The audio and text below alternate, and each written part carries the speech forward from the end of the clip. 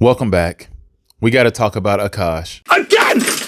It's really effing cold out here, you guys. That's why I have this snowsuit on. I know somebody is going to watch this video and eventually start having questions, just like people keep questioning me about this cigarette. And I apologize about this cigarette. Once again, look, I can turn this off. Like, once again, all the smoke, just all I got.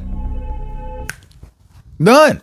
No more smoke. You know, the cigarette, I can put it away, but I'm stressed because Akaash finally, he responded. And hold on. Yeah, well, either way, Akaash finally responded. Again!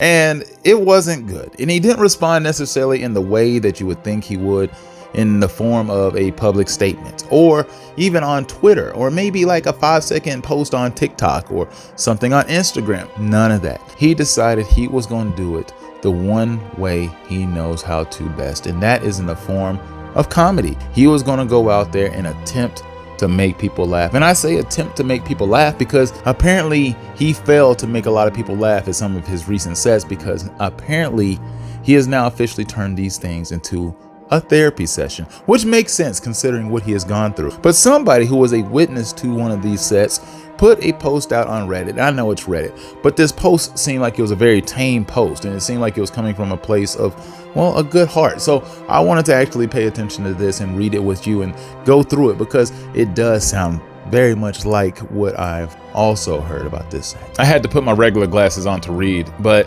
it goes on to say, I went to the 7 p.m. show last night and it was extremely awkward. He was clearly not processing the situation well, and he ended the set 20 minutes early.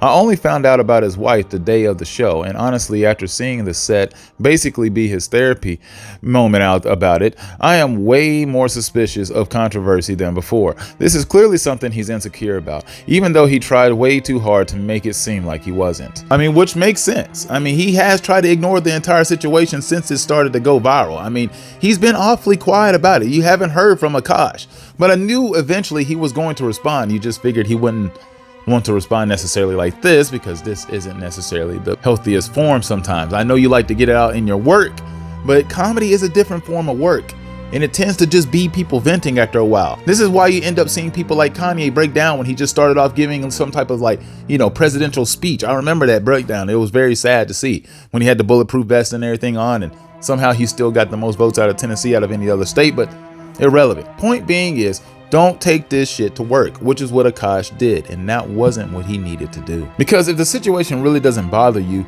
you're not gonna really have to bring it up in comedy either. You're not even going to address it. You could have just stayed quiet about it the whole time. He really didn't have to respond. You know what I'm saying? Because usually comedy is something, especially when you get out on sets, you just try, you try out different jokes, and basically you will just talk about things that have happened in your life and try to make it into something funny, because that's what real comedians do. Comedians don't always just throw out a bunch of punchlines. Sometimes they're building that story, and sometimes when they're building that story, they're building it out of a place of trauma, or real relatable stories that they might have fabricated just a little bit. That's what happens when it usually comes to comedy, and I fear that is what is going on with Akaash. He spent the first 10 to 15 minutes of the set talking about the controversy, how his wife has been loyal to him, and everything she has been saying is just jokes and is fine with him. No one in the crowd knew how to take this information, and I truly believe that the majority of fans there had no idea any of this was going on. This only made him spending like a third of his set on it even more awkward. He then proceeded to jokingly call his wife a whore every time he brought her up, which was not helping. I think it ruined his whole set, and the mood never recovered, which I think is why he ended early. And as a comedian, I think you know when you killed the mood, because usually you're really good at picking up on things that are going on, whether it's body language, the atmosphere, the vibe that's going on. You're really good at picking that stuff up, and usually you're really good at probably pointing out the people who usually do kill the vibe of a party, and that's what you're doing on your own set. It's self-sabotage, even though you didn't intend to start it off that way. When you kill the mood, you kill the vibe, all of a sudden nobody wants to laugh anymore. Now they start to feel sorry for you. Now they're starting to pull out their phones and they're not recording you. They're actually looking up your information to see if this stuff is going on, what it is, like what's happening. Apparently a lot of these people did not live on the internet like you were living on the internet, and that's why the internet isn't always the healthiest place, unless you come to a place like Random University, where we learn things and also how to laugh at really ridiculous shit. And I feel like that's a healthy thing to do. But that's not what Akaash was doing. Unfortunately, Akaash was diving probably into places like Reddit and Twitter and all the worst places that you can possibly imagine here on the internet. These aren't good places. You can't go there, Akaash. He saw the videos, he saw the montages, he probably actually watched Myron's. And if he watched Myron's, I know it cut deep. And that cuts me even deeper right now to know that Myron got him a real W. Because that means he is living rent-free right now in Akaash's head. And Myron usually has to pay to live in anybody's head. I'm sorry, he has to pay. Now, I mean, I know a lot of people live rent-free up in his head, but that's not what's happening here. Myron's getting one back, and it is sad, sad, sad, sad, sad to effing see. I honestly don't give a F about he or his wife's sex life, but if the orgy stuff is really just jokes, then clearly he's not cool with it and hides it, and or she's just not very funny and no one close to her has told her yet. Curious to hear if anyone else went to the later sets and had a better experience. He's in San Fran until Monday. It sounds like he needs to depart early because it sounds like he's already out of material. And I mean, he doesn't need to go on with whatever he's doing right now. Because if you're already out of jokes today, and today is Friday, and Monday is a long way away, especially if you plan on performing through the weekend. Akaash needs to go ahead and retire this set. Cancel the tour. He needs to pull a David and say this shit is over. And I'm trying to figure out, when is somebody actually going to catch David? When is he actually going to get locked into custody? I'm really trying to figure that out. That is really confusing to me. Like, this poor chick is really just dead in in his trunk of a Tesla, where they were clearly driving this thing around apparently for a good while. Had to be smelling this shit. Whether he was driving it or not, somebody close to him knew something, and nobody else has been brought in. I'm assuming there must be building some type of, case here is why they're delaying this. Because I mean, there's no way or reason why he's not arrested. I'm assuming they must be really, really, really building one hell of a case, because I just don't see how you can't have brought this guy in already. I mean, this seems insane. But in my previous video talking about this situation with Akaash, I mean, look, I laughed a lot at the whole situation with his wife, going on and on about the very cringy things that she was talking about, talking about, like his best friends meet or just the other guys meet. And I mean, talking about how long it was and how great of a guy he was and how he can't even measure up to how great of a dude he is. I mean, there was a lot of terrible things to just absorb in that content. And I know that really has to hit home with Akaash, because when you really process this information, because look, you can go along with the facade for as long as you want, but it's going to hit you in the face one day and you're going to be slapped with reality, and you're going to wake up like, whoa, oh my God, I've been played this whole time. Yes. And then you're going to realize everybody around you knew it and they told you, and you just were too stupid to pay attention.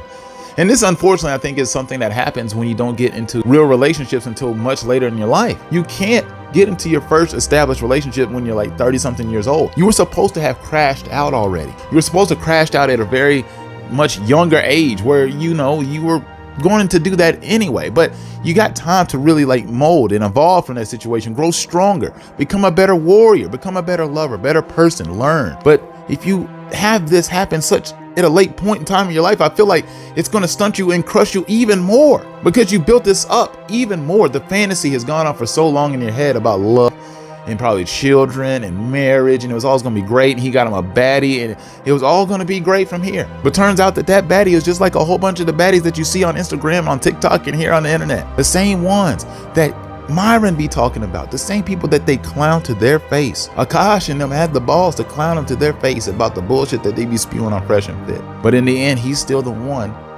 that looks stupid. And I know that he hears Myron in the back of his head when he's up there trying to like deliver these jokes, and that is a bad, bad, bad thing. It's ugly and it's sad.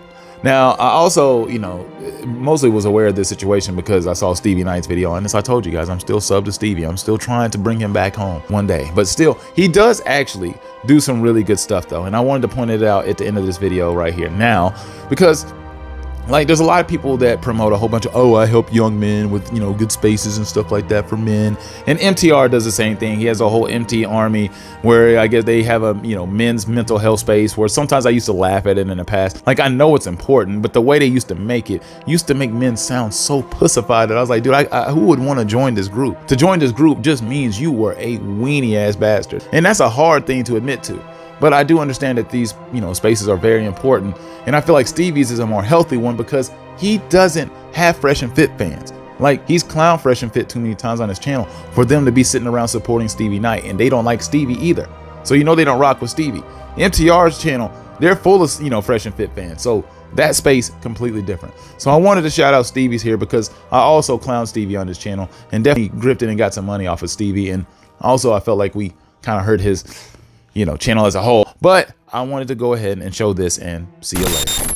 But it's a whole bunch of men out here struggling with the same type of shit, bro, where if you had known before you got in, you wouldn't have found yourself in that position, man. Hell, you may not be confident now. You may not know the amount of power you have now, the amount of control you have now, the amount of importance you have now, bro. And this very fucking problem affects so many fucking men out here, bro, where, you know, just let the woman do all, control all, bro, because you just suffering in silence and you're going to just be dealing with shit to be dealing with shit. No, fuck that. Fuck that, bro. So, yeah.